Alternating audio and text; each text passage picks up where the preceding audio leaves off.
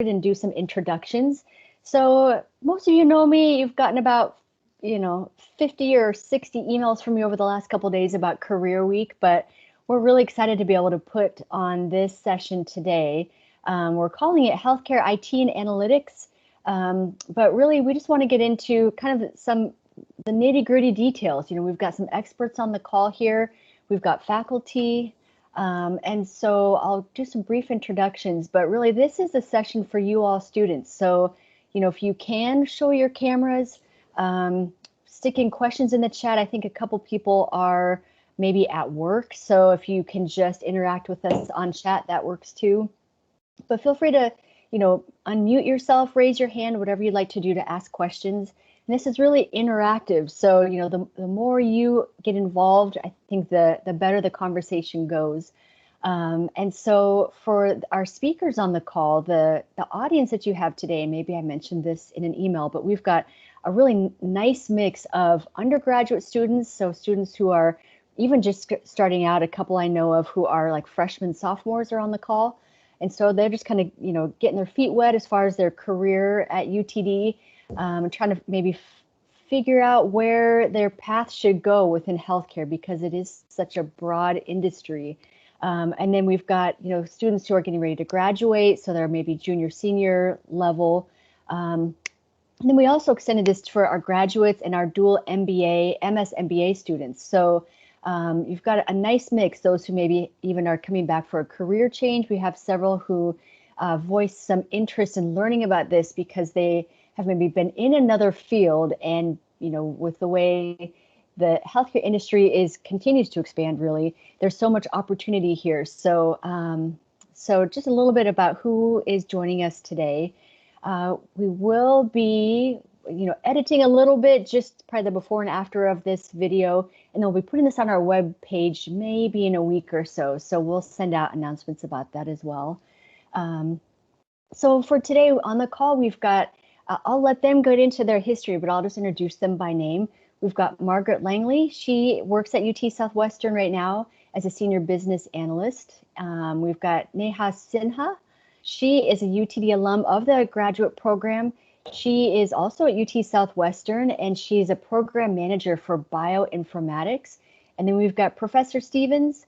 For those of you maybe on the call are taking him right now or have taken some classes with him. So he's currently a full-time faculty member at UTD, but he also just comes with a lot of information and experience from several of kind of the big dogs, as we call them. But he's worked at UT Southwestern, MD Anderson, Baylor, and so he's going to talk a little bit about just his experience, give some advice. We also have Professor Ivachi on the call, and so for those of you who know him too, he teaches our healthcare informatics, our healthcare analytics. At the undergraduate level, the Intro to Healthcare Information Systems class. And so he too just has a lot of information. He's not necessarily a presenter on the call today, but he's joining us. And so, as we are in a dialogue about where this can take us as far as IT and analytics, maybe differentiating between the two, we get a lot of students who ask, what is the difference between these? And then what are the career options? That's kind of the point of today's session, is focusing in on how can this help you, making decisions or guiding some of your path towards a career in healthcare. So again, thank you for joining us. I'll keep an eye on the chat and we'll maybe interrupt as questions come up. But maybe if we could start, Margaret, with you and have you kind of talk a little bit about maybe your history, where you went to school, what degrees you got, and then we can kind of go from there. Sure, yeah. Hi, everyone, and thanks for having me. I'm Margaret Langley. I have now been at UT Southwestern about 7 years, but I will back up a little bit. I went to my undergraduate school was UT Austin. I studied biology there, and throughout that, I took a lot of courses in bioinformatics. So that's how I kind of ended up going this direction towards IT and analytics. I found out about there's a program that's like the UT Health IT program. You guys might be familiar with it. So I was in one of the earlier classes for that program. And out of that, there were a ton of job opportunities, honestly. I had like 10 different interviews, ended up taking one with UT Southwestern. So I've been here ever since, actually, but my role has shifted. When I first started, I was an Epic analyst. So I did like purely all the Epic stuff, kind of configuring, optimizing, things like that. And with that, got to experience a lot of really large scale projects with like, surgery groups that kind of covered the whole organization. I also worked with some smaller groups like ophthalmology, for example. And so that was really just learning about like the whole system and how technology is so embedded in everything that they do now. And there's a lot that you can do to make people's lives easier with that. But of course, with that comes like the data, right? The data is really important. We try to make data-driven decisions with everything now. So as part of my role doing all that Epic stuff, I worked with the Department of Ophthalmology quite a bit. And they are a department that is very kind of forward thinking in many ways. Like they really tried early on to be data driven and use analytics to make decisions. So by working so closely with them, eventually they offered me a job to come over to their side and just purely do that for them, which was kind of make sense of Epic. It collects all this data. How do you get it out and what do you do with it? And how do we use that to make us grow and be better? And so that's really what my job is now, is I do all the data analytics. I work with them on quality projects, improvement projects. So in many ways, I am kind of like an advisor to the leadership team there, of just kind of identifying where are areas we can improve, where are areas we can grow, and kind of helping them brainstorm like what we can do with that. And my background in Epic helps immensely because a lot of it is dependent on changing Epic or using it to our advantage.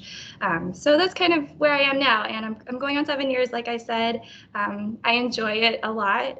So it's nice to see every day that we can kind of make people's lives easier and make everything a little more data driven, which I think is something that's really important. So yeah, that's about it for me, but happy Great. to talk Thank about you. it. Yeah. Thank you. Thank you. So, Neha, can you introduce yourself next? Yeah, sure. Thank you, Quincy, for allowing me to introduce myself. It's nice to see everyone's face right now. Hello, Dr. Mehmet. I took one of your class before. Yeah, I see him now. Hello. Yeah. So now coming to me, I'm an alumni of UT Dallas, and I'm delighted to be here today in this Career Week session. So for those of you who don't know me, I think already you know my name, Neha.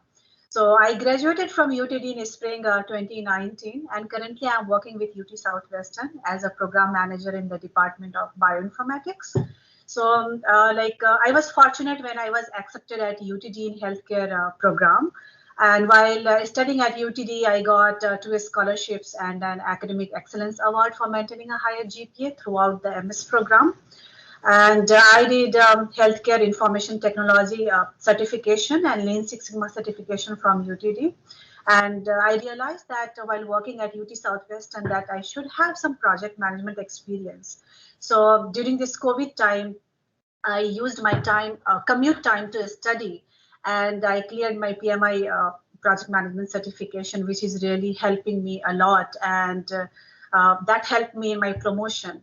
Apart from my educational things, like I'm fortunate to have worked with a few other leading organizations like Children's Health.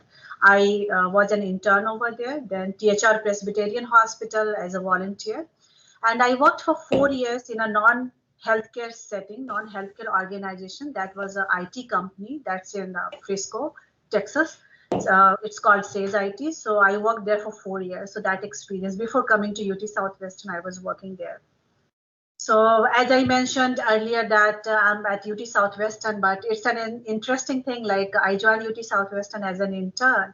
One thing led to another, and then I joined as a business analyst. And recently, I got promoted as a program manager.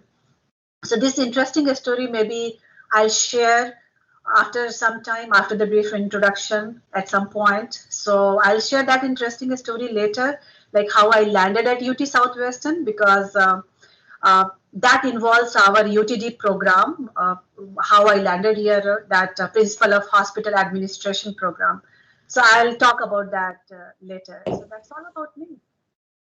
Perfect. Thank you so much. So Professor Stevens. Hello, everybody. My name is Tim Stevens. Let's see. I've taken a little bit different path than some of our other colleagues here. Let's see. After 40 years, I'm going to work backwards if that's okay, and then I'm going to break it in the middle and work forwards. But I've been here at UTD now for, I don't know, time flies whenever you're having fun, but I think it's going on 5 or 6 years now. It started out as an adjunct and then became full-time a couple of years ago. Officially, I'm in the IT department, but I teach a couple of healthcare management classes in the grad school. One of them is the EMR class. I teach Epic. Neha, the class has changed a little bit since you took it. It takes a little bit different approach, and we'll talk about that shortly. Also, the healthcare operations management class, and I'm in the process of developing the online version of that as well, which will be ready in the summertime. But how I got started, and we'll go back to even high school. My family, my dad was a doctor.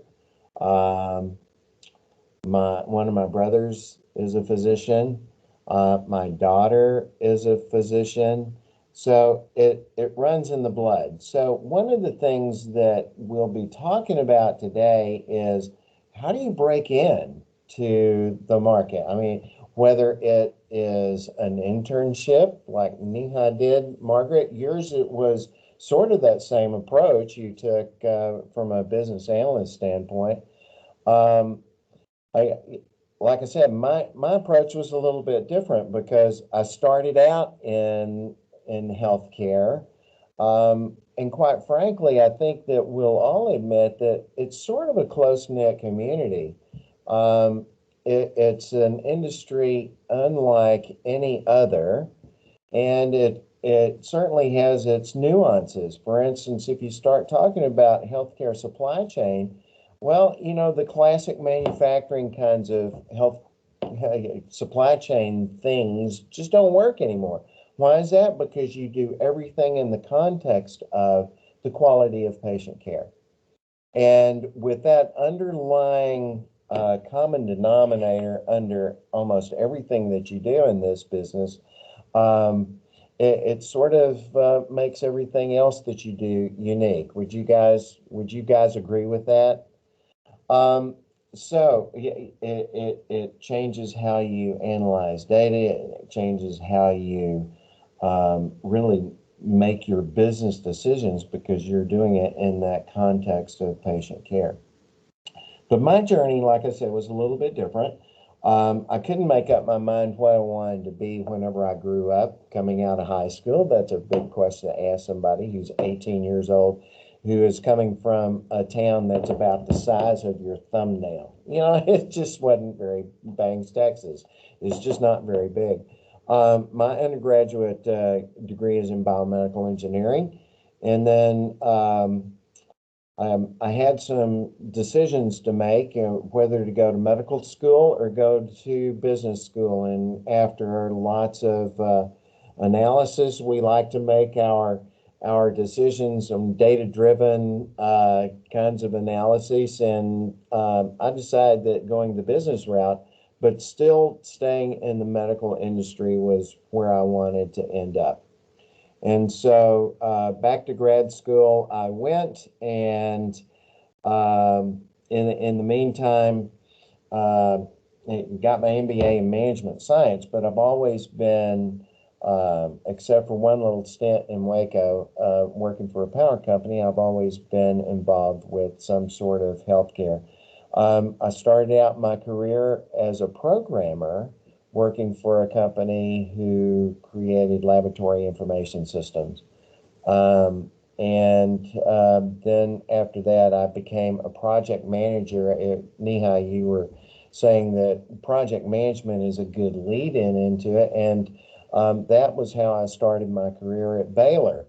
And one of the reasons that I think project management is so important is that unlike many who prescribe to the project management kind of an approach, that you cannot simply be a generic project manager. You have to know a significant amount of the content of what you are managing. Project management is far more than just checking the boxes and making sure that all your documentation is in order.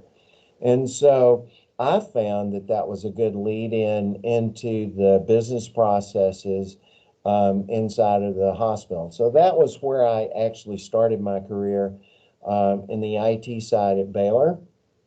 And then from there, I progressed. Baylor is a big place, and I progressed past just the IT, and it's far more than that downtown hospital down there. And so basically, I worked my way up to where I was in the management of the IT for all the non-Baylor hospitals, but also it was a time of high growth. And so in the non-hospital business. And so that was my first exposure into the physician practice management part of it as well. UT Southwestern happens to, all of their faculty members are part of basically a large physician practice as well. And so, that's the mix of the ambulatory and the inpatient kind of an approach as well. Where I'm headed with this is that there are very, very many business processes going on, as well as the clinical processes that are going on. And a facility like UT Southwestern has one more stool of that, or one more leg to that stool, and that's the whole research and the management of the research. And by the way, that takes a whole different kind of business process and keeping up with research grants. If you have if you have some different kinds of research that requires you to do fund accounting, well, quite frankly, in school they don't teach you that. Why is that? There are a grand total of 2 questions on the CPA that have to do with GAAP and with non-GAAP accounting and those kinds of things too. So what is it going to take in order for you to be successful in making inroads into this closed healthcare environment? Well, one of them is internships, project management. Neha, you took that kind of an approach too. I took a little bit different approach as well. From the information systems standpoint, basically the business analysts all work for me. And in fact, the way that I approached things was that the business analysts needed, even though they were in the IT department, they needed to be so familiar with their customer departments that if something happened, they could actually move into that department and still help the department to function. Likewise, I like to have the people in the department, like Margaret, your counterparts. I would like for them to be in my organization for a while to see it from the technical side. And that way, everybody gets a good idea of the business processes in the departments, as well as what was going on the technical side as well. After I was one of the ERP guys at UT Southwestern. My first boss was Kirk Kirksey, who was at Rubicon, but he was the long-term CIO at Southwestern. He convinced me to come back off of the consulting road after I'd left Baylor and be one of the ERP people. And they had figured out that I had merged hospitals before. And so St. Paul and Zale Lipshe, yeah, that was bringing those into the fold. And that was a big strategic decision for Southwestern back then too, because up till then they didn't have any hospitals, but they supplied all of the faculty for Parkland and Parkland and Zale and Children's. So my point being, if you haven't figured it out by now, I attacked this from all kinds of different directions. So after I left UT Southwestern, I started consulting on my own, and quickly went down to Houston. I was the executive director down there of IT, but I carried lots of hats.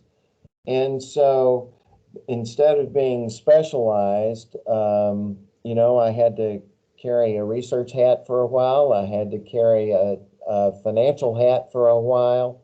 And again, it was broad, but it was all healthcare based. And so again, if you're looking for inroads, I'm going to suggest to you that not only doing the project management, not only doing the internships, but trying to learn as much as you can about as many different things as you can will certainly help you to land that perfect position. Your career path is not a straight one. It has some turns in it. There are some jobs that you may not really enjoy. I worked my way through college by collecting blood at Presbyterian. Fun job? Yeah, probably not. But number one, it was money. Number two, though, that was probably even more important was that it exposed me to yet another way that different hospitals would work. And so your entry-level job may not be that perfect one. But if it generally fits in a direction that you hope to find yourself in the end, by all means, consider it. No job lasts forever. So look for those learning opportunities. And the good thing about internships too is that not only does it help you figure out what you may want to do, if you get into an internship that really doesn't fit the direction that you want to go, well, you can check one off the box of what you don't want to do. And so it helps you narrow down your focus. So hopefully that will kind of give you some inroads into what my background coming into this. And it almost gets me to UTD.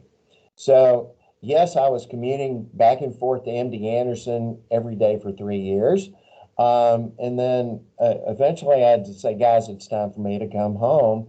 Well, no sooner than I said that, I found myself on an airplane every week going to Cedars-Sinai in Los Angeles. Now, there's a bit of a difference of a commute between here in Los Angeles and here in Houston.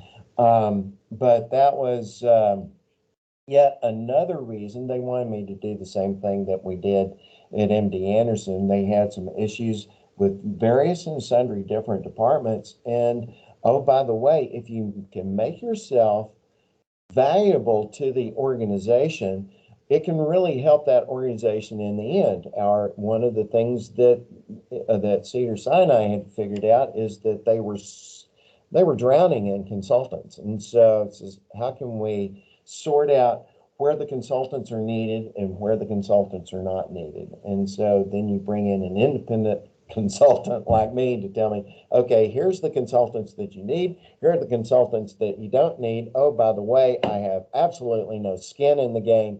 And so then that way you can have an objective opinion about that. Okay, so that's a sort of a long introduction, but hopefully that also gives you a little bit better idea of my approach on how we took the career path and where we are now. Does anybody have any questions or comments? Or I know there's a lot of people online now. I will add to what Tim said, very well said. You did mention about research administration for grants. So I remember my days, like when I joined UT Southwestern, I didn't know what is research administration, what happens in grants world. ABC, nothing I knew. But here I learned, and eventually I did some certification. My department is sponsored, of course. So that's one of the hat I wear at UT Southwestern, research administration part, along with my other tasks. Yes, very well said. Yeah, thanks. Can you talk a little bit more about that? You know, what are the departments? If students were to want to learn more about what is research, what are the grants, what is UT Southwestern doing, what would you tell them, and where should they go to learn more information about this? Question is for me, Quincy? Yes. Oh, okay, sure. Sorry. Yeah. Yeah, that's like a wonderful question. Yes, so like what I will say, all details are on our website, UT Southwestern website. But we have two types of website. One is .edu, utsouthwestern.edu, and other one is .net. That's only for the employees. So students will not have access to .net, so they can go to .edu, and we have all the details. So I'll take a step back and I'll say focus on UT Southwestern's mission. Our mission is to educate, discover, and heal. In education, of course, we have a medical college, graduate school, and health professional schools. In discover, research comes under discover, and then of course, heal is hospital side. So we are in research sector, we are, I believe, number 26 in all over US, and in hospital we are number 1, if I remember correctly. So in research, we have different sponsors like NIH, National Institute of Health, NSF, National Science Foundation, and other foundation like Damon Runyon, and other fellowships like F30, K99, ROO, those kind of things. So we have a SPA, a sponsored program administration, that department. If someone is interested in joining to a SPA and handle only the grants part, they can join that department. But every department has their own mini research team, every department, because if you are on the research side, you have to handle research and grants.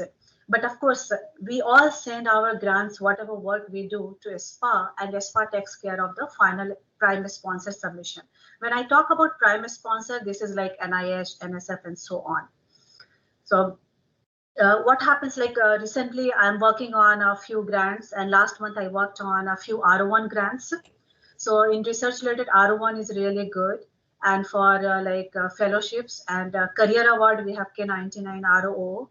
So all details are there on internet, and it's a long thing, but I don't mind sharing a few links to so people can get educated. Or other things, what we can do, you can become a member of NCURA, NCURA, NCURA, or SRAI, and take few courses. Like last year, I completed one certification in research administration, because that helped me understand the grants world, how it works, how everything works at UT Southwestern. So yes, that will be helpful. That's really smart. I think that's where, when we talk so many generalities about careers, getting into a career, of course, we want to talk about leadership and what that means. But I think what students, it seems like to me, and I meet with lots of students, I'm a program manager for undergrad and grads, and I meet with students every day, and they want concrete, relevant, practical information or advice. And so I think these are the kinds of things,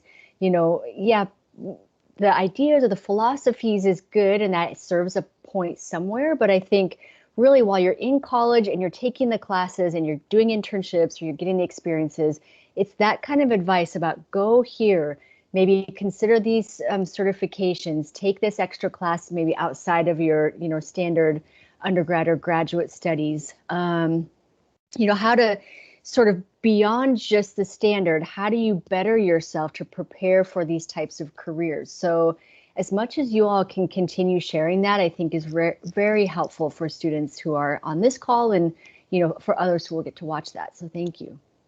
I'll add one more thing, Quincy, like how Dr. Tim said that career path is not a straight one. So we don't know where we will land. So one more suggestion I would like to give to students, that's my personal suggestion. So take a step back and think what you like the most. What does success really mean to you? It's not about a herd mentality that everyone is going in one direction and you are just changing something. But think about it, because measure of success is different for different people. What makes you really feel happy if you do something? So think about it, what you can do that will make you happy, and then explore your options. It might be possible it's different than what others are doing. No matter in, like, see, healthcare field is a growing field, and every role in this field is unique in its own way. So it requires a different skill or understanding of, like how Tim or Margaret said about few analytics things. I said about project management, then Tim said about research administration. So combination of all, no matter where you are landing, you will figure it out. You will swim through the ocean. So see what interests you. Think about it. Your success may be different than what is available in market. Success criteria. So smart. Thank you. So, Margaret, I have a question for you. When you went into your undergraduate, and like, did you have a thought about what you wanted to do? And then conversely, when you first got into your career, were those two things the same? Did you do the job you thought you were going to do when you were in undergraduate? And then I know you've got an MBA also. Or can you just talk to us a little bit about your experience and how you ended up where you are today? Yeah, absolutely. You can probably guess, I said my major was bio, that I potentially intended to go towards something clinical. My freshman year in college, I volunteered at a hospital. I saw bodily fluids and I was like, that's not for me. So it was really fast, just like, no. I'm glad I figured that out freshman year and not like senior year. So I think, to echo some of the other sentiments, like do those internships, do those volunteering, like whatever certifications, little things to kind of put yourself out there. That will help you figure out what you like and don't like. Because I saw vomit and I was like, no, I'm done.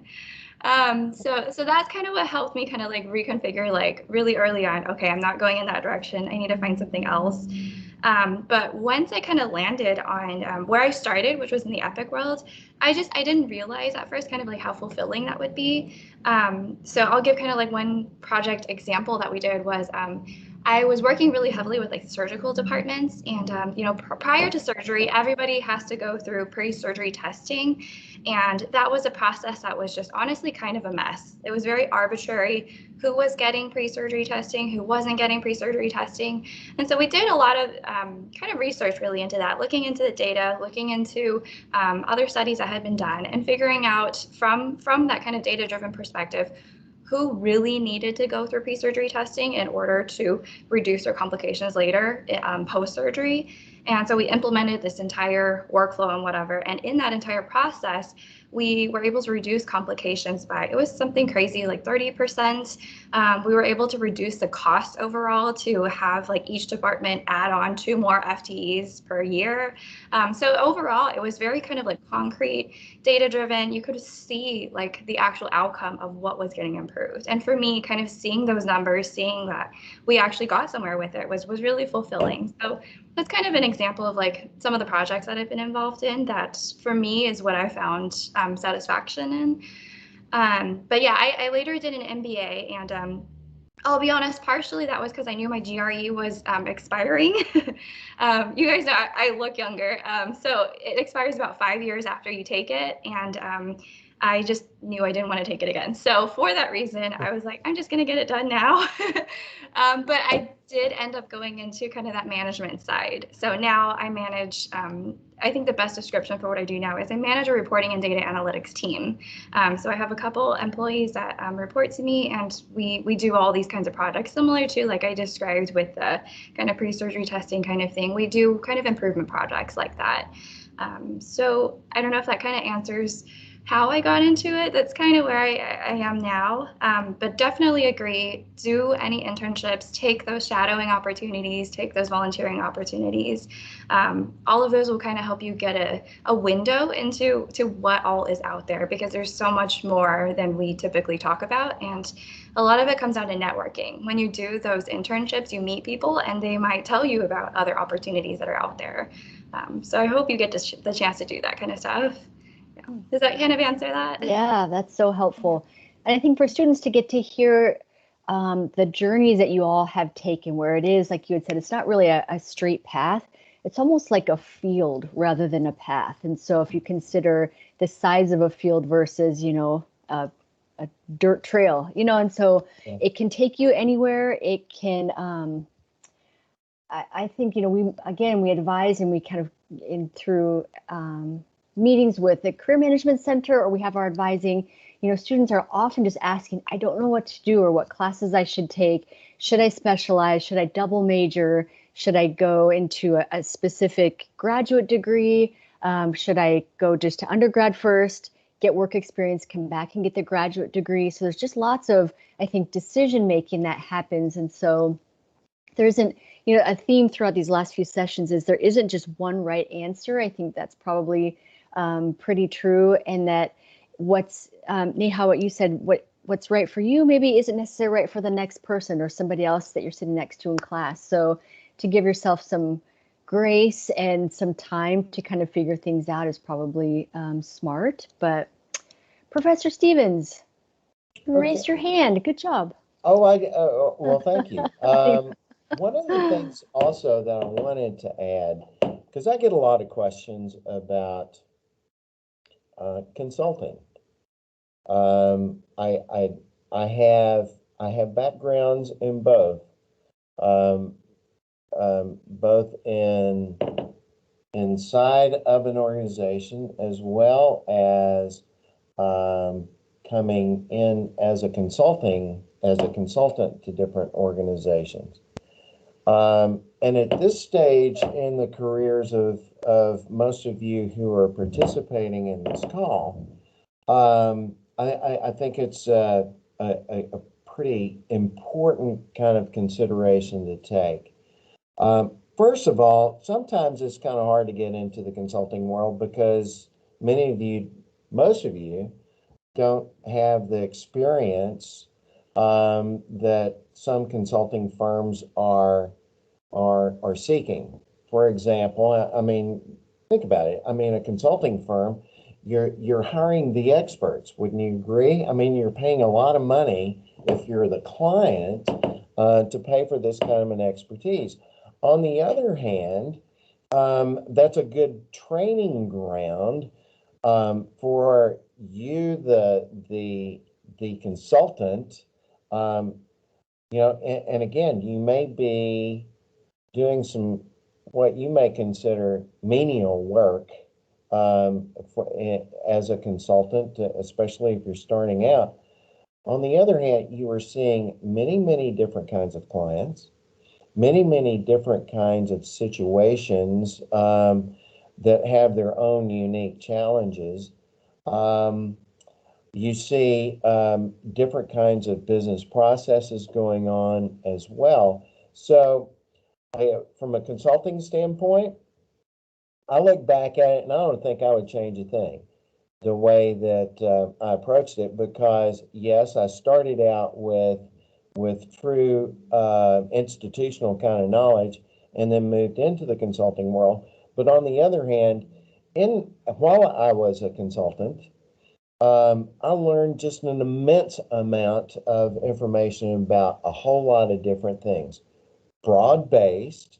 And then whenever it comes time for being able to contribute on a particular level, for example, whenever Dr. Wildenthal and Dr. McConnell asked me into the office and said, guys, we have these two hospitals that we need to somehow bring into the institution. We don't know anything about hospitals. Stevens, you've done this before. Can you step in and do this for a while? And so, sure. And that makes you not only valuable to the organization, but yet you get to know even more and more about how different departments work, how different processes work. You know the difference between an NIH grant and a clinical trial. And so, it's this mix in between the business and the clinical side. And so you can't ignore the clinical side because that's the heart of your business in healthcare. If you're on the provider side, even if you find yourself on the payer side, you still have to have some knowledge of that clinical component. Would you guys agree? I think probably would. I mean, even if you're a data analyst, you need to know where all of this data comes from. And it's far more than just, billing data. It's outcomes data. Well, how can you determine outcomes data if you don't know anything about the clinical processes that are driving it? And so, again, it's not just, yes, you are in the business school, and like the EPIC class that we've done now, it's a little bit less of a clinical kind of exposure, but yes, we do look at some of those clinical kinds of things. But you have to understand more holistically than what's the source of the information that you're trying to base your decisions on, and those kinds of things as well. So that's what makes the healthcare industry so unique, is that clinical component. So the reason that I bring up the consulting thing, because yes, it's not a dirty word. It is, look at it as a chance to broaden your horizons, and especially now you're at this point in your career, there's a lot of time left for you to be able to use the kinds of knowledge that and use this opportunity as a chance to build a good solid foundation on the whole industry as a whole, and that will make you a lot more valuable later on, but it can also open up some doors that normally you wouldn't expect to be there. Margaret, would you and Neha agree with that? Yeah, I think so. I like how you kind of pointed to it as like a dirty word a little bit. It is polarizing. Consulting is very polarizing. I see there's another session on this on Thursday, it looks like, where we'll go more in depth. But if you're considering consulting, I would do it while you're young. It often entails a lot of traveling. If you're looking to settle down, have a family or something like that, it's maybe not for you later. But I see a lot of people do it early in their career. It is a good chance to grow early on and kind of make a lot of large leaps in your career. So, yeah. Great. Well, Neha, you said you had some nuggets of wisdom to share at the beginning when you were introducing yourself. Do you want to tell a little bit about your story? Absolutely. I'll be quick. I know we don't have a whole lot of time, but I'll be quick. So these interesting details I wanted to share with all of you, like how I landed at UT Southwestern. Like UT Southwestern is in Dallas, right? I didn't want to go to Dallas, to be very honest. I live in Plano, so I wanted to join some organization, maybe Children's, Baylor, or something in Plano. So I got interested in working at UT Southwestern during my graduate program journey at UT Dallas. What happened, I took one course, I still remember, Principle of Hospital Administration. I think HMDT 6340, if I remember. And Dr. Britt Barrett, he was our professor. So it was very different from a regular classroom session. So every Monday morning, what we will do, Monday evening, sorry, that class used to happen in the evening. So during our class time, we didn't have to go to classroom. We had to visit different hospitals in the DFW area. And Dr. Barrett, he knew several leadership people in this field. So what will happen, we will go and see the hospital, meet with the leadership team. Of course, great networking opportunity. We will have good food. That was, to be very honest, that was one of the motivation for all of us to go there, that we will have dinner, very good dinner. because of Dr. Barrett's contact, we always used to have good food. So we will have food, visit the hospital, and then come back home. We will analyze what we saw, and we had to write a paper and send it to Dr. Barrett. And he was very strict about that. We had to make sure we had to ask questions in the room. We have to be very perfect. So we visited a few hospitals, just like, for example, Medical City Plano, Presbyterian, a few home healthcare, UT Southwestern, and so on. So during those visits, I realized that, wow, UT Southwestern's mission, that resonates well with my own belief. Like, their mission is educate, discover, and heal. I thought if I joined this organization, by that time I was not very sure which area I want to get into in healthcare. I wanted to do healthcare IT certification. I wanted to do Lean Six Sigma certification. Then project management was also in my mind at that time also, but I didn't know which area. And I thought this is a perfect place where if I'm bored in one side, education side, I can move to research side. If I'm bored there, I can move to like healing part, hospital side. So that I thought in my mind, and I applied to one of the internship position. It just happened that they had advertised, and I gave interview, and they selected me. I still remember during interview, one of the person, interviewer, had asked me, I forgot what does HIPAA means, and I had to explain what it is. So that lingo, that term, I learned at UT Dallas because I came from a different background, IT background. I used to work in IT sector, and I was switching my career into a different industry. So that's how I landed there as an intern, and that too I joined for 3 months. A few months, not exact 3 months, and it just happened. My internship got extended. I started enjoying. My supervisor liked my work. She extended my internship, and the day I was graduating from UT Dallas from my master's program, that a few weeks back, I had a job in my hand as a business analyst, and that job also I got since I was into the system. I got to know several people and I started interviewing. They knew that I'm looking for a job. And I got that job. I was fortunate.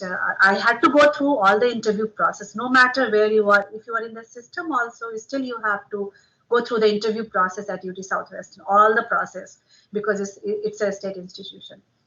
And then recently I got promoted as a program manager. That's how I'm there, and I'm enjoying my work. And my total work, I will say, like how Dr. Tim had said before, your career is not a straight line, or how Margaret had said before, several other things. I had never thought what I'll be working. When I was intern, I was keeping an eye and my ear open that, hey, jobs are there. But when I joined as a business analyst, I thought it will be only IT portion of that. But no, that was a big shock, and a good shock, I will say. So I keep my job in 4 categories. One is, of course, tools and techniques. Other is project management, then research administration, and HR and operational activities. You cannot restrict yourself. I want to do only in this area. And that gave me a broad exposure in different areas, and I learned a lot, to be very honest, in different world. Like I didn't know what a PI means, principal investigator in research world. So when I joined, I had no clue about that because we didn't study. I didn't study research administration, so I had no idea. But yeah, that's all. That's an interesting story. That food part I still remember. Wow. That is such a good story. Anybody have questions to follow up or to ask Neha, Margaret, at this point? Yes, Nina. Hi, I hope it's not too loud where I'm at, but Fine. Miss Sinha, so I know that previously what you were talking about before, you did mention how you got some certifications. Can you repeat or maybe link us to where exactly that was through? Oh yes, for research or project management. I think it was project management, but Okay, both. sure, absolutely. I can let you know both. Like project management certification through PMI, Project Management Institute. So what you do, you study on your own, or if you want, you can enroll in online classes, in-person classes also, but I will not recommend in-person or online class. You can literally study on your own and you can prepare for that. Like PMI provides PMBOK guide, but I got a mentor at UT Southwestern. He was when I was an intern, and he suggested me one book that was available free on our intranet in our library, that Paul Sanghera, Paul, Paul Sanghera. I can send name to Quincy if you want. So that book, yeah, sure, I'll do that. So Paul Sanghera book, I really studied end to end during this quarantine, 2020. We started working from home. So I was saving my commute time, one hour in the morning and 1.5 hours in the evening. So that was more than enough. And one more suggestion I'll say, if you're preparing for a certification exam, don't drag it for too long. we think, oh, if I have 1 year, I can get 100%. But no, that's a big mistake. Don't exceed more than 3 months. 2 to 3 months, target yourself for 2 to 3 months, not more than that.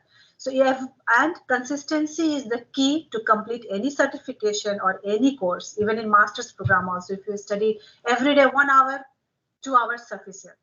So for project management, every day if you study for an hour, I know you all are busy, everyone is busy, and of course weekend a little bit more. So 2 months time you keep for a study, and last 1 month, like how for GRE we do, practice test. So give practice test, see where you are not confident enough, and go back and revise that one. So last 1 month do this, and believe me, you will really do well. I passed with like above average, like whatever their above limit was. So I passed with that in my first attempt. Recently at UT Southwestern, someone reached out to me that how did you prepare? So I sent her all my notes. If that can help someone, that will be awesome. So project management is that one, and research, if you are planning to do some kind of certification, then I did through SRAI. I can send all the details to Quincy if you want, and you guys can have that.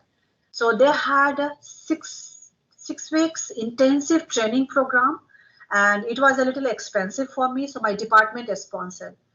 They paid that amount. So I said, they asked me, are you interested in doing? I said, yes, if department is paying, I'll grab it. I didn't know that I should do that certification, to be very frank, but since department was paying, I said, absolutely.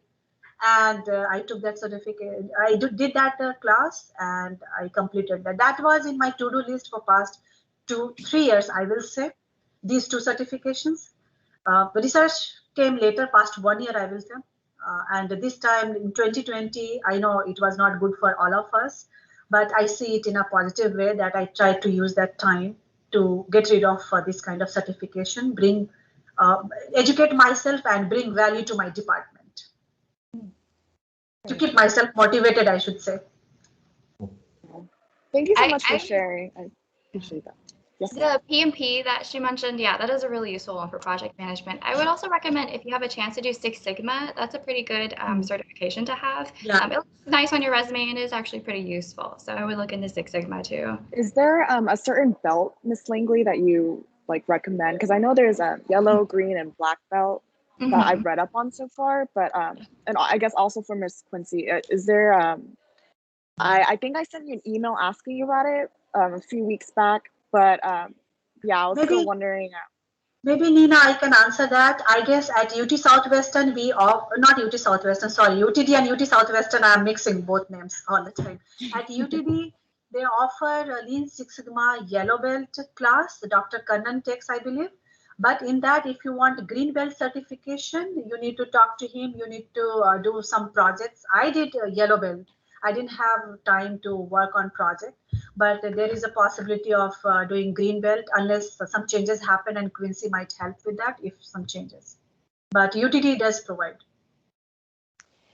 Yeah, we do. So it's if you're in just the standard MS Healthcare Leadership and Management program, there's 4, and the information's on our website, but you apply to the certificate program just like you do the degree program. So it's a formal application.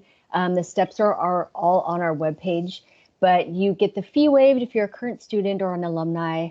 And then you take the 4 courses that are listed, and those same 4 courses are part of the core curriculum as well. So it's really a matter of logistics. So you still do have to take the steps to apply to the certificate program itself, complete the classes, pass with a B or above. And then when you're done with the 4th, or you're registering for the 4th class, and we can email about this a little bit too, but then you'll apply to graduate just like you do from the degree program. So you can do that even before you're done with the full degree. If you are applying for jobs that maybe are looking for that, it's kind of a smart thing. Same thing if it's the healthcare IT certificate. So that too, 3 different classes that you take, you pass with a B or above, and then it's the same process. You apply to the program, finish, and then you apply to graduate from the certificate program. And so actually a lot of students do that before they're fully done with the program, so they can start applying for, careers that might be looking for it. But yeah, let's follow up after this and let me know what I can do to help. The information is UTD. It's nice because they made it really formalized, so it shows up on your transcript, but it is kind of a cumbersome process for those of you who have gone through it.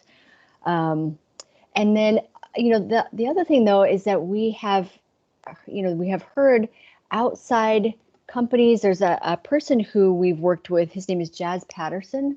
And he has started a company called Process Village. And we are connected with him. He had worked still works for Texas Health Resources, a Presbyterian Dallas hospital, and he supervised their Lean Six Sigma program. So yellow belt, green belt, black belt. And so they have since made some different adjustments at Texas Health. So he actually started his own kind of company in addition to what he does there. And he helps students, he does some training, and then he helps students identify a project, or if you are going through an internship, he'll form it into a belt project. And then, connecting with your employer, the work that you're doing, and then he'll, actually give you the yellow belt. He's working on a green belt project as well. So it's not through the program necessarily, but we have seen several students who go through that, and that's another way. It's called Process Village. And if you Google that, he'll send you some more information. There's some fees and some different things associated with that, but I think there is with any belt that you get. There's going to be fees associated. If there's a test involved, you have to pay for that too. And then let's see what else. Oh, Margaret, you had talked about the UT Austin. It's a healthcare IT certificate program. Is that right? Yes, that is correct. And they do have a branch in Dallas. I'm trying to recall. I think it's through UT Southwestern because they have the class there on site. But the majority of the class is in Austin. Some of it is in Dallas. Through that, you basically get a crash course in healthcare system, the health IT system. You learn about Epic and the industry, kind of how to get into that whole thing. And it is intended to be a job placement program. So I think it functions pretty effectively as that. They are able to line up with a lot of companies in the industry. And so it's pretty standard to come out of that program and just immediately have like a slew of interviews and pretty high job placement. Like I was able to kind of have my pick out of several jobs. So I think it's worth looking into if that's something you're interested in. Great. We hardly strongly recommend that you all take the health IT certificate at UTD though. Yeah. Yes. It's all UT system. And it really, I mean, honestly, so if let's say you're in the Master of Healthcare Leadership and Management program, and so you take your 9 core courses and you have space for 3 electives. So for those of you who are maybe an undergrad but planning for your graduate studies, it's really smart to kind of think of this stuff in advance because you want to make use of your time. And not that we want you to graduate as soon as possible, but you all want to graduate as soon as possible. So going into it kind of with a plan. So if you were to do the healthcare IT certificate, Dr. Ivachi teaches 2 of those classes. It's the healthcare analytics. That class is offered every fall, so you kind of want to plan for that. There's a prerequisite for it too, and I can't remember off the top of my head what it is. For the graduate healthcare informatics class, there is no prerequisite, but for the healthcare analytics course 6334, the prerequisite is not prerequisite, co-requisite is the stats, introductory statistics class. I think it's 6301. Perfect. So you can plan for those, and then the class that Professor Stevens teaches, which is HMGT 6327, and it's the electronic health records class. That's the 3rd in the set of classes that you have to take. So let us know, and maybe we can chat about your degree plans to see how you can fit this in, because if you're thinking this is the path that you want to go on, we highly recommend you do that healthcare IT certificate. The classes you take to get it would fulfill your elective space, and then you essentially get that specialization in it. So, let us know. Can I say 2 words about yes, this, please. Quincy? So, we have, thanks a lot for the speakers. They have talked about very important topics. One thing that I mean, I have a data hat. You know, I like data. I love data. I love playing with data and, you know, doing data-driven stuff, everything data-driven. So one thing that I have been consistently seeing from the industry is they're trying to hire people with skill sets that are about data.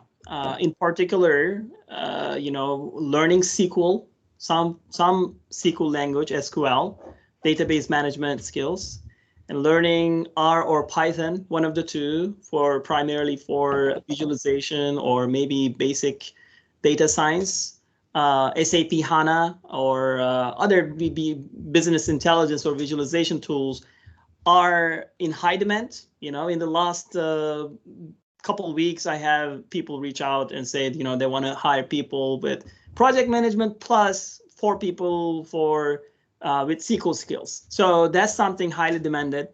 I know UT Southwestern, I have some contacts at UT Southwestern, for example, they have a data science group. I don't remember exactly what it's called, but analytics group, which houses like 60 people. And it's growing. I know, like, you know, other medical centers across the nation, their data science or analytics, whatever they call it, are growing. And we're going to see data taking a more and more important part in healthcare. If you have some interest in playing with the data, using basic techniques and being able to use some of those programming languages such as R, Python, I would strongly recommend, you know, acquiring those skills through the coursework here at UTD or using some external, you know, resources that are available to the public. I think that's so smart. Thank you. I would agree with that, definitely. If you get the chance to learn SQL especially, that is super, super useful. I spend a lot of my time working with those teams, and we make, you know, Power BIs with those to kind of visualize that data. So if you can learn SQL and you can also learn kind of the Epic side or the EMR side of it, because you really need to be able to kind of translate for the people who they might know SQL but don't know Epic or don't know the EHR. You need to help them kind of write those languages, basically. Yeah, and the thing is that the set of courses that we have, that Teams teaches, I teach, they complement and give you a broader introduction to all of these: Epic, SQL, R, and Python. You know, not Python but R, at least using one of them. So, and don't be scared of it. Our students are mostly, you know, coming from healthcare management backgrounds. Don't be scared that, you know, this is very heavy, this is advanced, I never done anything as such. At the introductory level, I know that all of our students are highly capable of, you know, doing these things. I agree, Dr. Mehmet, because I took your class and I had I was not very tech savvy, I will say, but I didn't have a problem, and we did an amazing project in this class. So I agree with you. You know, there is one other thing to add on to that as well.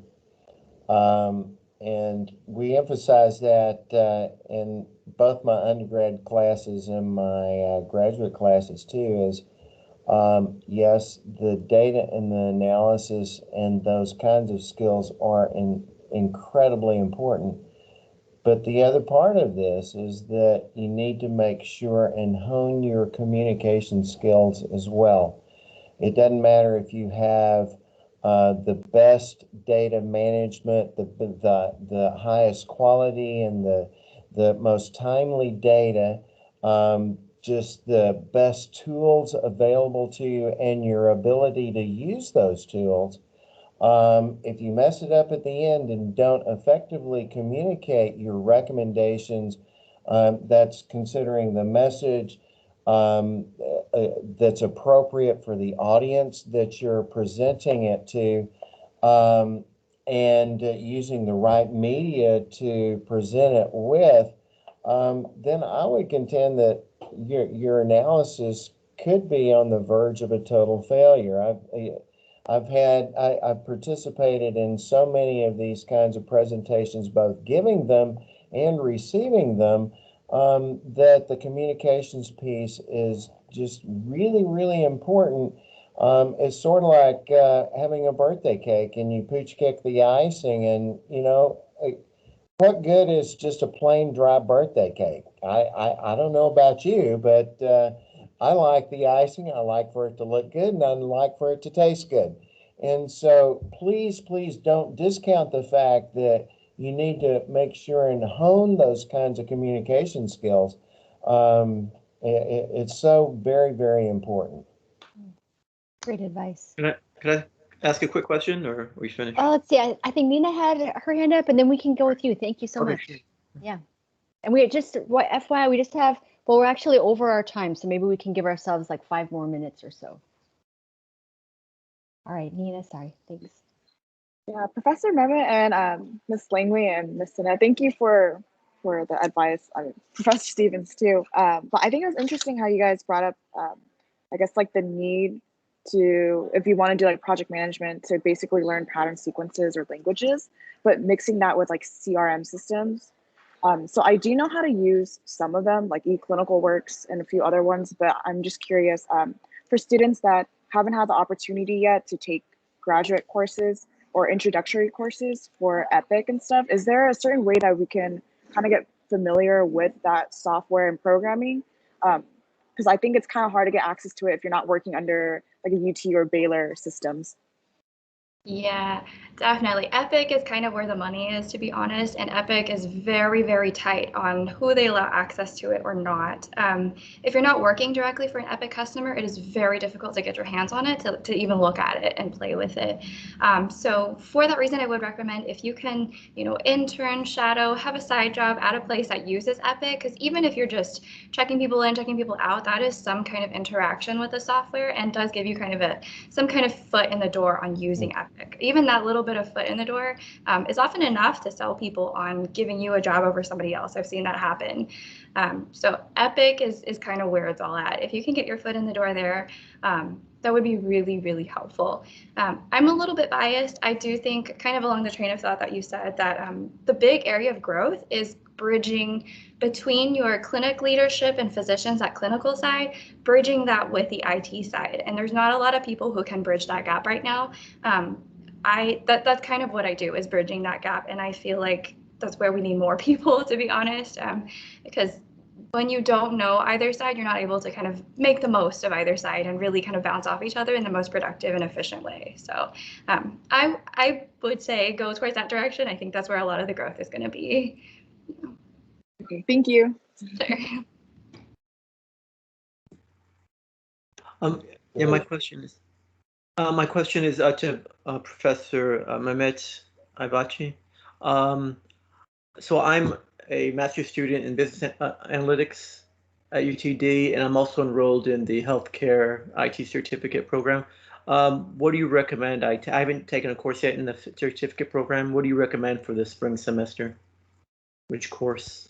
In the spring semester, the healthcare informatics is going to be offered. Tim, what semesters are you offering your class? Well, the EMR class is every semester now. It's gotten to be such a popular thing, and many thanks to Southwestern for letting us. We participate basically in their training program, so we use the UT Southwestern instance of Epic in our approach, and so it's every semester now, not in the summer, but every fall and spring. And the other one that I would suggest to you, if you're not already looking into it, is 6325, which is the healthcare operations management. I'm not teaching that one on a regular basis anymore, but it's incredibly important because that gives you a lot more of an insight on some of the operations that go on as well. That goes hand in hand with some of the other more strategic and hospital management things, like what Dr. Barrett teaches as well. So that's all on the graduate student side. And the third course in that package is the healthcare analytics course, and that is being taught only in the spring semesters. Or fall. And I think you may want to plan also to make sure that you got the 6301, the core requisite, done in time before. Sure. I've got that. So it looks like the healthcare analytics and informatics are the way to go for the spring. Spring is only offered. Analytics is only offered in the fall semesters. Oh, fall. Sorry. Gotcha. Informatics and the EMR class are offered in both semesters. Gotcha. Okay. Thank you. Yeah. Any other last minute questions or any other words of advice? Before we end the call, is it possible if I can connect with everyone on LinkedIn? Absolutely. Okay, No thank you. question asked. You all are more than welcome. Thank you. We have one more question here. Hi, so my question is regarding the healthcare IT course. I think it's HMGT 3311, if I'm not mistaken. With that course, I saw that there's like, it basically just talks about the relationship between healthcare and IT, but is there anything like, any like valuable skills that would be helpful to help you like just like thrive and succeed a lot more in that class? Like, and come in with, and I'm pretty sure Professor Mohammed teaches that class, if I'm not mistaken. I think there's no background requirement to succeed in that class. If you're talking about 6323, which is the informatics class, I think, being motivated is good enough. Just be motivated and be ready to learn a lot of jargon and be compassionate, passionate about it. I think, that's what matters. You're going to learn a lot in that class. You don't need to have any preparation before you start that class. Okay. And the feedback I hear from students about that class is to pay attention and participate. I think those are the main things. Yeah, right. Got you. Awesome. Thank you. Thank you. I look forward to seeing some of you in my classes. Very good. I have last minute word to tell everyone. Yes, thank you. I'm from UTD. So like we talked about hard skill, we talked about soft skills. Today, I learned a lot different stuff from all of you. So one thing I would like to say that only hard or soft skills alone is not enough. So combination of both, if you are doing combination of both, brings success in any role or any team, any department, any organization. So please focus on both, not one or other. Both goes hand in hand. So smart. Well said. Yeah, very well said. Thanks. Well, all right, folks. Thank you so much. This was an amazing session. Thank you, presenters, for your time and dedication.